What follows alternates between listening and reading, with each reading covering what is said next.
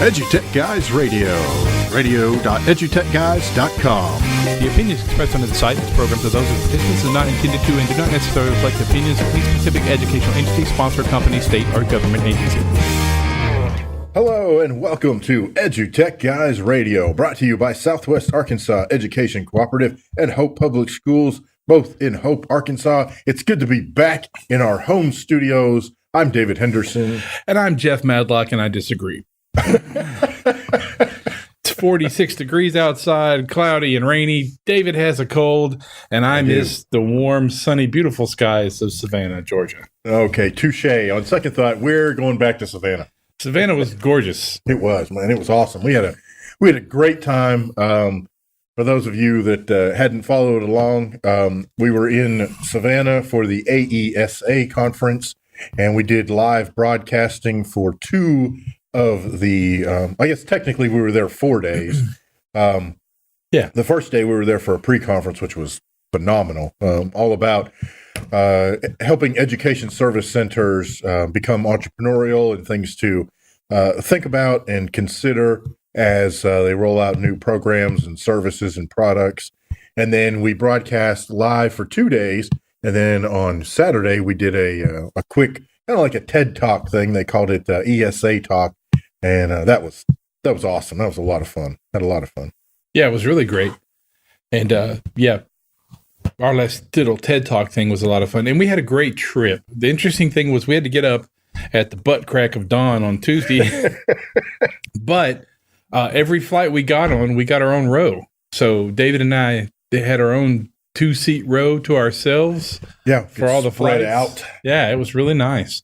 And then on the way back, we actually got that on one flight, and the other flights we were on, the seats were really nice. They were kind of spaced well, and we didn't have a bad flight. No, that was good. Yeah, the trip in whole, and if you've never been to Savannah, Georgia, what a wonderful city. Holy cow. The city's really nice. Yeah, we'd never been there before, and it's just, we went out after the show each evening and walked around, found something to eat, walked along. They don't call it the Riverwalk, whatever they call their Riverfront Drive or something like that. Yeah. But man, that was so cool. And then of course, when you get into Savannah and you're walking around those historic squares that they have and all the historical buildings, and of course there's food and shops and stuff everywhere. It was very cool.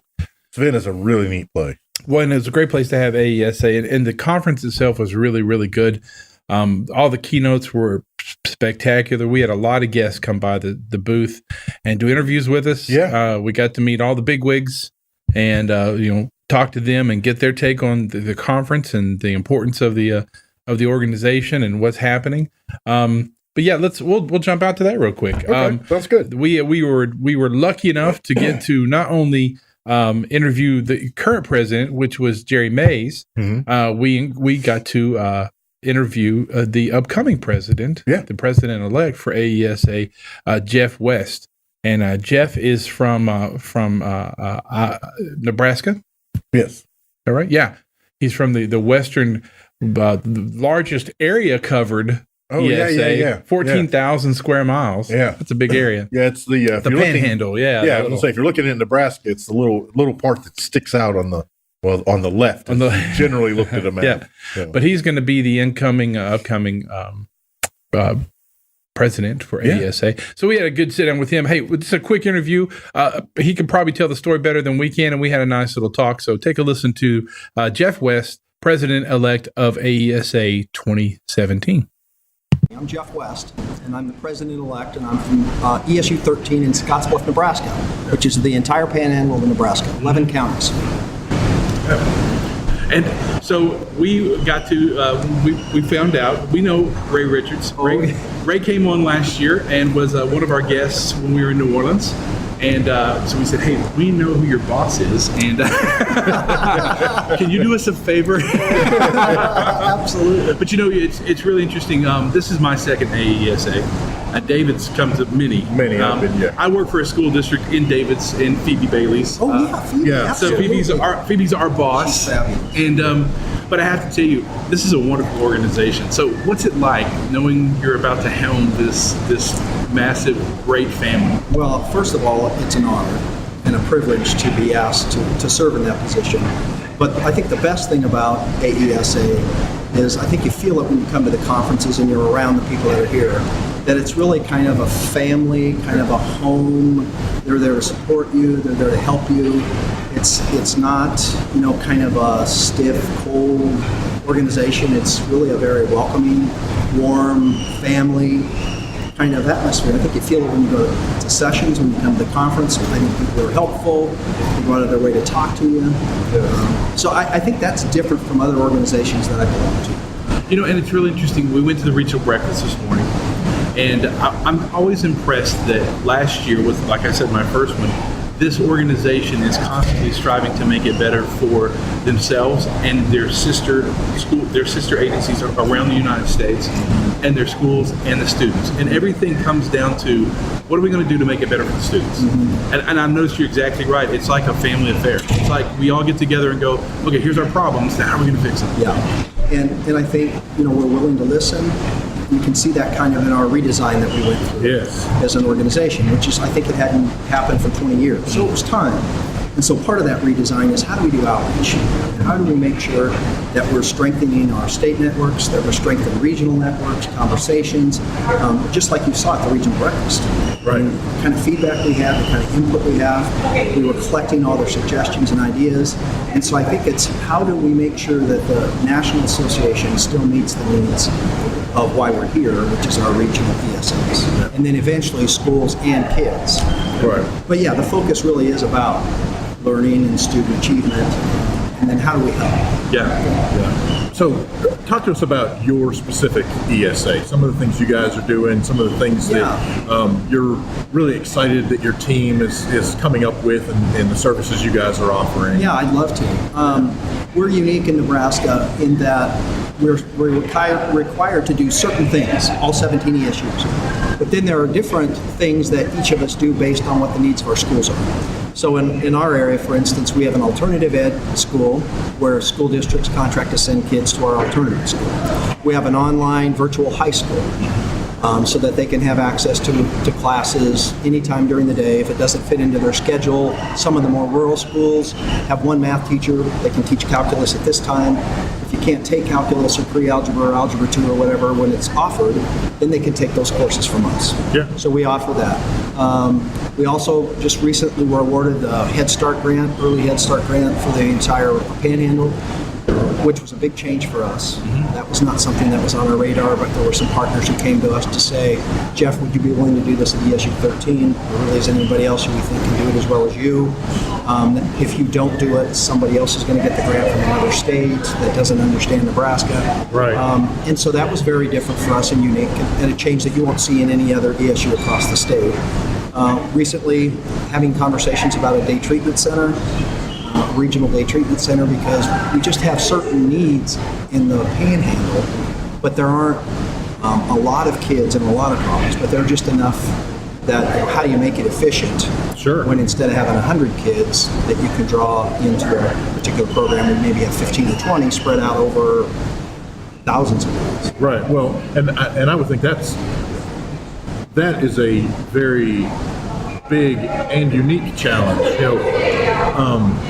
It's very different to have 100 students in a very populous area versus, like you said, 10 or 12. And I think it was key that you brought up, I don't know how most people envision Nebraska when they envision Nebraska, but, when you talk about it, and as Mr. Richards was talking about it earlier, and you talk about, you're in the Panhandle, you're in the quote-unquote little square of Nebraska. That little square is thousands of square miles. 14,000 square miles.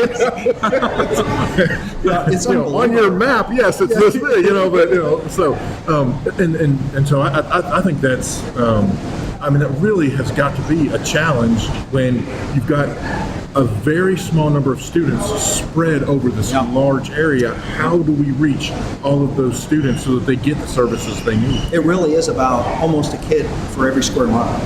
So, about 14,000 kids, 14,000 square miles.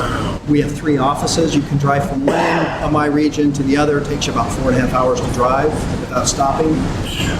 Our fleet of vehicles just keeps growing. We have, I don't know, probably have 40 or 50 cars in our fleet. I have to add 3 cars a year because that's how fast we're running them out of the other end. Sure. Because we'll put on hundreds and hundreds of thousands of miles of cars every year. So we use technology a lot. Yes.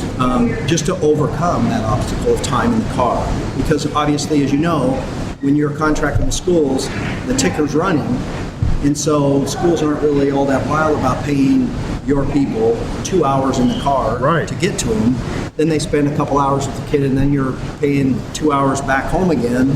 So they're paying for 4 hours to get 6 hours of service. Right. And so how can we use technology to better serve kids and our schools more efficiently at a cheaper cost? Right. Well, which brings us to your distance learning. Yeah, it's huge for us. It's huge for you guys. And I think it's really amazing how you're providing the needs for a plethora of students' needs. Yeah. Because you've got a lot. Even with just 14,000 in that range, though, that's a lot of different needs that you're definitely filling by the services that you're offering. Yeah, and our schools are very supportive of the use of technology. They actually came to us and said, we'd like you to utilize it more. Right.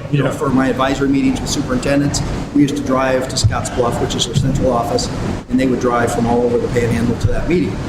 Well, can't we do distance learning, and let's do it every other week? Right. So, and then they would say the same thing for professional development. Why is it that our folks have to drive to Scotts Bluff? Can't we use a bridge? Can't we use Zoom? Can't we use some of these other things? Right. Because our folks can't miss that much work to come to meetings at Scotts Bluff. Yeah, exactly. And so that we're just like, they came to us and said, we really need you to really push the envelope when it comes to technology. Yeah. And so now we do. Awesome. Well, That is awesome. Our opinion, the insight that AESA has to bring in a president-elect with your insight to keep moving this organization forward is what keeps this organization at the top of its game. Well, I always learn more from them than they'll learn from me. It's a real honor for me to be around people who have such passion for what they do, and I learn a lot every time I'm with them. Hey, that was Jeff West, the president-elect of AESA for 2017. It was really great to sit down with him. And next year, we should be with them in San Antonio. Yeah. That'd be That's awesome. where the national conference will be held for the 2017 year. Yes. And San Antonio, Texas, the same bat channel, same bat time, that first weekend in December. Yeah. And next year, the focus and the theme is on poverty and equity. Yes. So it'll be a really good conference. I don't think people realize how much influence educational service agencies have on public education and how much they're kind of the first level of defense for public education. Yeah. It's one of those things where, generally speaking, education service agencies kind of fly under the radar. So most folks, haven't even heard of them or don't know what they are. And but they serve as sort of the go-between for whatever state and sometimes federal initiatives are coming down the line. The ESAs will serve as the liaison and or the go-between, the filter if needs be, between those government agencies and the school districts themselves. And it's a way for teachers to get their certification education. It's a way for paraprofessionals and other non-certified staff to get the training they need. I know we host a food service workshop every month. Yep. And what's really cool is more and more of those are actually shifting to an online model. So, we can provide some of the information and some of the background info and some of the tech support, but they can actually attend those right from their school. They don't have to come to the education center necessarily. So we still play a role, even though they're not directly, they may not be directly using certain services. We still play a role in helping them get that professional development that they need. Yeah, most people don't know it, but if it wasn't for the service agencies, they pretty much perfected distance learning. They were the ones that actually helped bring it into most areas, especially here in Arkansas. Distance learning started first here, and that's how they still provide the services, is through the distance learning advantage that they have of providing that remotely. What else is really interesting is that the move that the service agencies are taking to become entrepreneurial and providing for themselves in the event that funding from federal and state starts to disappear. And I think we'll see more and more services provided for schools from educational service agencies, and their role will take on a whole new meaning and a whole new I completely just lost the word I was looking for, but a whole new meaning and a whole new purpose. That's what it was. But yeah, AESA was great. We want to thank the Association of Educational Service Agencies for having us. We hope to be back next year. We want to thank for them letting us do that little quick fire TED Talk type 15-minute deal, which is a lot of fun. Big shout out to Kevin Honeycutt and Brad Wade, who we got to go before, and that was a hoot. And those guys are always a lot of fun. That whole session was really, really great. But, you're listening to EduTech Guys, and one of the cool things is that you can always be our guest. Do you share a passion for education and technology? Be our guest on an upcoming show. It's easy. Just reach out to us on Twitter at EduTechGuys. We'd love to talk to you about education, technology, and what you're doing to help make a difference. That's at EduTechGuys on Twitter. Come be our guest. We'd love to.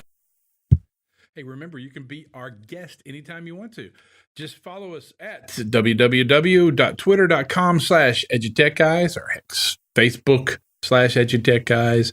Heck, just go to Google, type in EduTechGuys, and you're going to find us. You can always go to our website, www.edutechguys.com. Drop down to the bottom of the page where you will find the contact form, and you can fill it out and get in touch with us and let us know if you'd like to be on the show. Exactly. Yeah. We'd love to have you. Love to have you. The other thing we'd love to do is grab some more sponsors. If you'd love to sponsor the EduTech Guys, we are at conferences and workshops all over the United States. Yep. So you can sponsor us and get your word out about your service, your educational software, your educational services that you provide. Sponsorship is a really great deal with us. Hey, are you looking for a fun way to market your brand? Head over to www.edutechguys.com and reach out to us about partnerships and sponsorships and ways to get your information out to our listeners. That's www.edutechguys.com. Hey, thanks for listening to our commercials. We'd like to throw those in there. That last one, we do have the tag of on our sheet that says sponsor us for the love of God. So we're always looking for more sponsorship, which lets us take our message out there to some other great places. Messages a lot like the Arkansas School Coding Championship. This week is the coding week. It's computer science week. Yeah. And so we got a lot of schools around the nation doing all kinds of cool computer science stuff.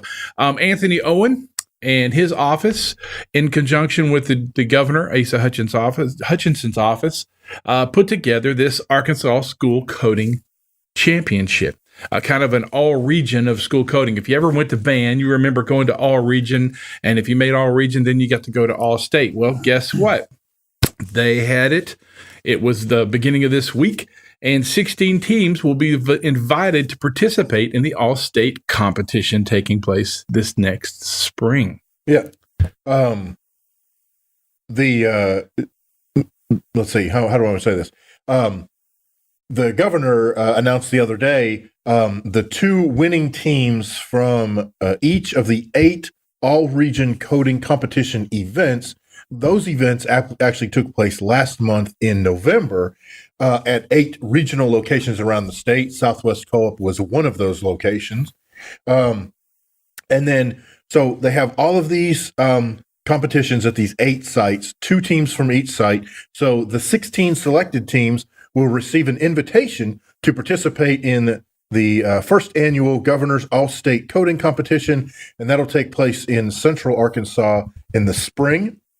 Each member of the first place team will get a $2,000 award that will be deposited into a college savings plan. And each member of the second place team will each get a $1,000 award deposited into a college savings plan, with each member of the third place team getting a $500 award into a college savings plan. Plus, the school that produces the competition's winning team also will get a technology award of up to $20,000.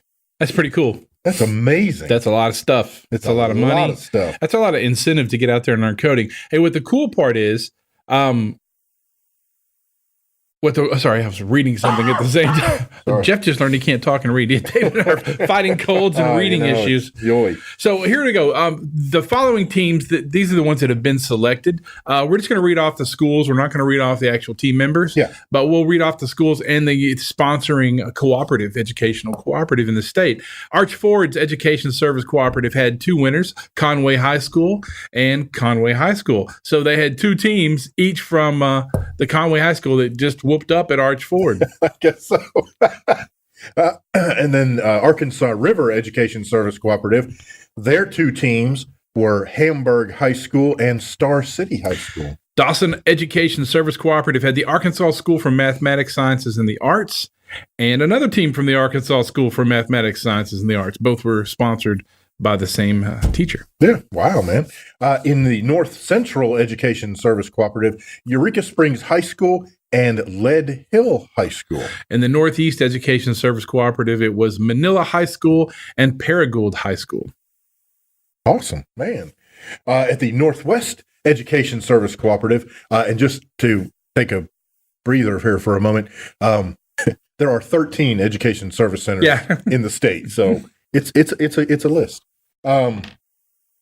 Anyway, at the Northwest the Northwest Education Service Cooperative, Bentonville High School and Springdale Harbor High School. That was it. Southwest Educational Service Cooperative. That's here. That's where we're sitting right now. It was Arkansas High School in Texarkana and Nevada High School. Awesome. In Central Arkansas, hosted at Hall High School in Little Rock, Central High School in Little Rock, and North Little Rock High School each had winners. Yeah, that's that. So there's the teams that are going on to the state competition, which is a pretty good deal. Governor Hutchinson and the ADE extended their congratulations to the advancing team members, their sponsors, and schools. In addition, all 8 hosting locations were commended for their work and the work of their staff in making the regional event successful and fun for students. Governor Hutchinson released the following statement. Quote, congratulations to the 16 teams advancing to the first annual Governor's All-State Coding Competition. Dozens of students from across Arkansas have demonstrated exceptional computer science and coding skills in the all-region coding competition. And I look forward to seeing even more of the students' coding creativity and ingenuity as they compete in the upcoming All-State Coding Competition. That was a quote from Governor Hutchinson.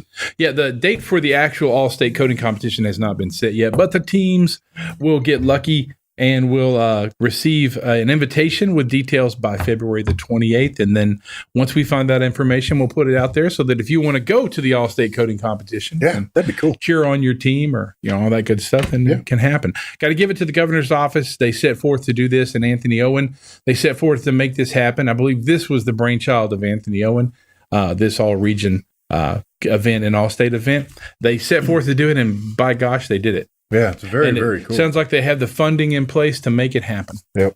Well, it's great when you can find, and I have no idea who's backing it, but it's great when you can find backing, whether that is support from legislators or there is some corporate backing, whatever it is. It's awesome opportunity for the students, and what a great thing for the state of Arkansas in general. I mean, that is awesome. You can also follow along with the hashtag ARKIDSCANCODE. That's AR Kids Can Code. Yeah. Hashtag on Twitter. Yeah, got to check it out. Hey, listen, we're going to jump out and take a quick break. We're going to listen to a little music. We played this group right before Thanksgiving. We're going to play them again. This is the group called The International, and this is their song. They're featuring Amy Stroop.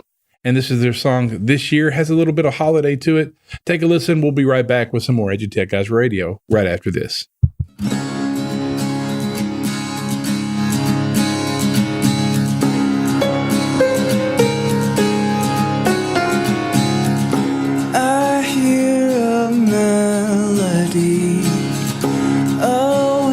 winter song to sing. I wrote it in the snow. I hope it guides you home. The cold is bittersweet, a frozen symphony. They played it across the sea. This song for you and me.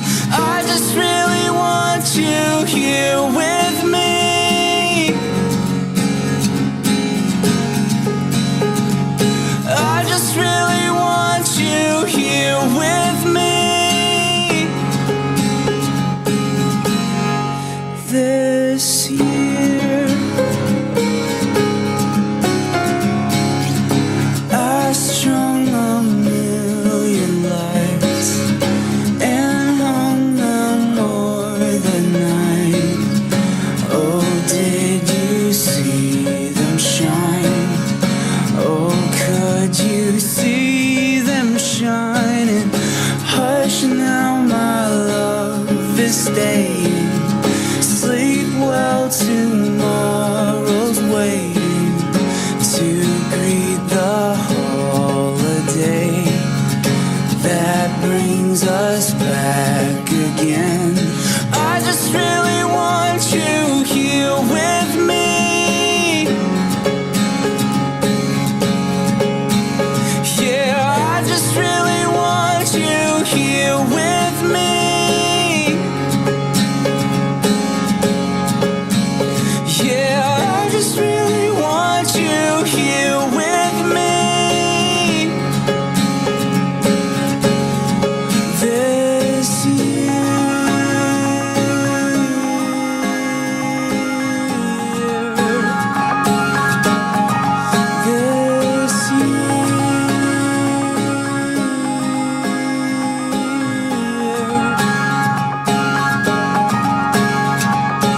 I just really want you here with me.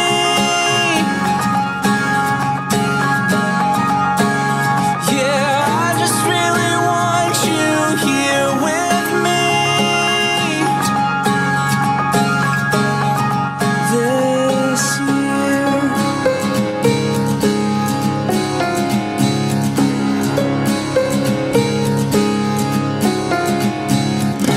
I sing the last refrain through frosted window pane. I swore I saw your face.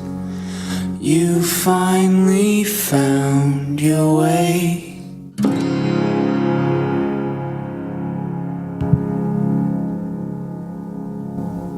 Hey, that was The International with This Year. What a great song. It's just a really pretty song. Hope you like it. Kind of get you ready in the mood for the holidays. Well, and if you are an independent musician or you know one, you hang out with one, and you'd like us to feature their music, head over to edutechguys.com, scroll to the bottom of the page there, fill out that form, let us know who you are or who they are, and we'll reach out and handle the legalities behind the scenes, and then hopefully get the music on the air. We'd love to feature some more artists here on the show. Love to do it. And you know, if you wanted to catch another platform and you had some time to listen to us, hey, David, what would be another way they could listen to Well, Jeff, another way they could listen to us.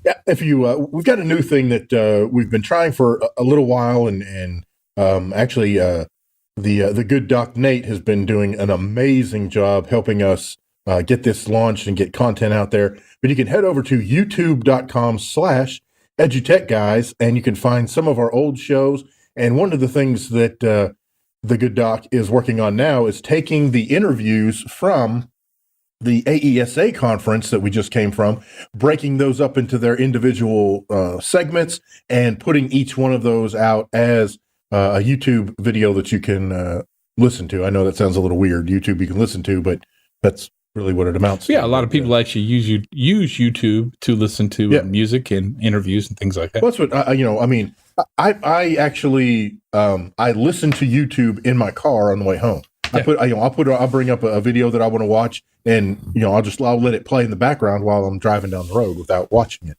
which is sometimes a little hard, but And if you like watching us or want to see us, then I'm going to give you a really great place to see us. That'll be the Future of Education Technology Conference in January. That's January the 24th through the 27th next year, 2017, right around the corner. Can you believe it?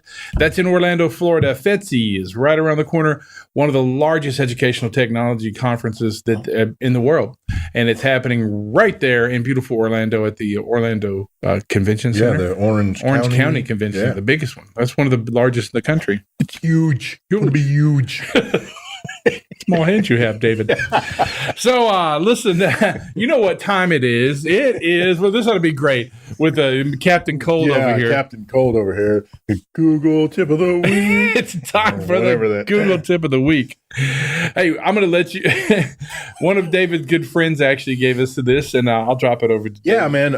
Major kudos to Mark Aubrey, who suggested this particular Google Tip of the Week. And this is Coding with Santa, and the one he specifically suggested is the code boogie, and we will tweet that out to you here in a moment. But you can also go to Santa Tracker, all one word, santatracker.google.com, and they actually have something of an advent calendar where each day a new cool interactive activity is released. And so they have code boogie, they have I tried one that had something to do with a penguin skating down or sliding on his belly or something. I didn't do too I thought you were going to say a penguin, a priest, and a mule walk into a bar. Yeah. No, it's not that kind of site. Okay. No, but so santatracker.google.com. The one that Mark specifically shared with us, that code boogie, there are two elves on the screen, and one of them makes certain moves, and then whoever's there, whether you or your student, your child, whoever, drags the code into place, and then you try to mimic what the other elf did. It's kind of like a modern day version of Simon, really. Yeah. And then once you successfully do it, then you can get into freestyle, and you can make the elf dance. Ooh, the way you want dancing. To. It is freestyle. So there it is. That's the Google Tip of the Week, and it's right here for the holiday season. We'll have another holiday season Google Tip of the Week maybe next week or not. Just depends. You know what? You'll know when we know. That's right. We like to keep it. That actually comes to us from the home office in Sacramento. And they ship it in. That's right. They keep it under wraps. 5 minutes before the show. Yeah, we don't know what it's going to be until 5 minutes before the show. So it's snuck in. That is hilarious. Oh my God. Cool. Hey, listen, it's been a great show. I know it's a little shorter, but we've always been kind of going for a little shorter show to keep you interested in finding out what's going on. Hey, follow us on Twitter, twitter.com/EduTechGuys, EduTechGuys. You can see what's going on with us and what we like to talk about and what we like to follow. Also, stay in tune with us on the web at www.edutechguys.com.